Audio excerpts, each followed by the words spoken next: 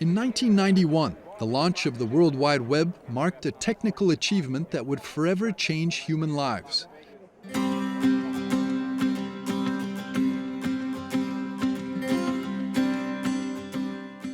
1991, the same year the World Wide Web was launched, a boy named Carlo Acutis was born in Italy. He would go on to harness this groundbreaking technology to impact others' lives profoundly. Carlo epitomized a typical 90s kid, enjoying his PlayStation and the vast new opportunities provided by the internet.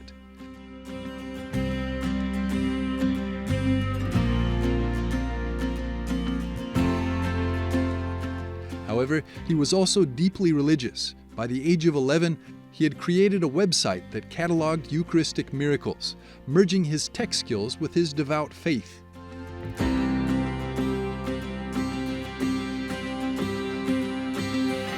Carlo didn't understand why some of his peers didn't have the same understanding and devotion to the Eucharist. He asked his parents, "Why do we see people lining up for soccer games or rock concerts, long lines, big crowds, but we don't see people lining up to see the Blessed Sacrament?" And so for 2 years, Carlo worked with his family to produce an exhibition on Eucharistic miracles throughout history and around the world. And this premiered during the Year of the Eucharist, proclaimed by Pope John Paul II.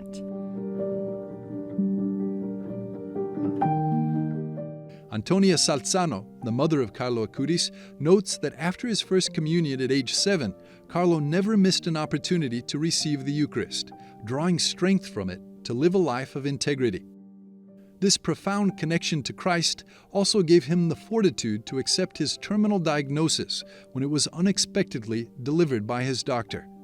Carlo, when they told him that he had leukemia, that it was a disease that he could even die of, he smiled and said, "The Lord gave me a beautiful alarm clock," as if to say, "My time has come."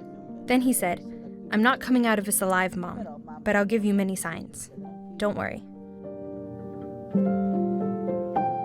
Carlo died of leukemia in 2006 at the age of 15.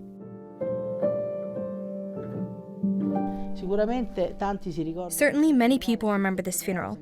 It seemed more like a feast than a funeral, but indeed, I think the festivity was because Carlo then ended up in heaven immediately. As he'd asked the Lord, "I offer my sufferings for the Pope and the Church, in order not to go to purgatory, but to go directly to heaven." And I believe that the Lord listened to him.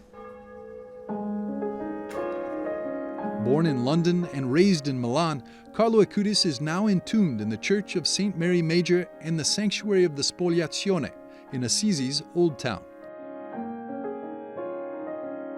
The term spoliazione, which translates to divesting, refers to St. Francis of Assisi's renunciation of wealth. I, as usual, am saying that Carlo is my little teacher, because he is teaching me so much. Above all, to rediscover two great treasures of my life, the Eucharist and love for the Virgin Mary. He was able to say the Rosary every single day, and also go to Mass every day. And then, another thing that comes to me so much is his totality in God. For him, there was no halfway. It was all or nothing. When he said before he died that he didn't mind dying, yet so young, because he hadn't lost even a minute of his life doing things that didn't please God. And he said, to always be close to Jesus, that's my life's plan. And this strikes me very much. I too want that totality in God.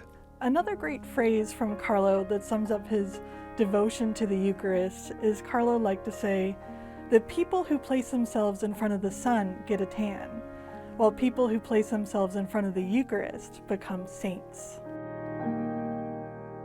Carlo Acutis has not only changed the life of his mother, who has found her way back to God through her son, he's also a role model for many young Christians today, because he showed that even simple actions can have a big impact. Carlo believed that the best time to pray was during Mass, right after the consecration. He said this is the best time in which he liked to speak to Jesus and to ask for graces. And people in his parish actually commented they were struck seeing this 9-10-year-old little boy and how reverently he went up to receive communion, and how he would sit and pray in silence and kneel before the tabernacle in prayer. But Carlo Acutis' short life is also a challenge for every Catholic because it poses an important question. If we really believe that Jesus is present in the Holy Eucharist, why don't we make every effort that we can to try to pray in front of the tabernacle and to receive the Blessed Sacrament as often as we can?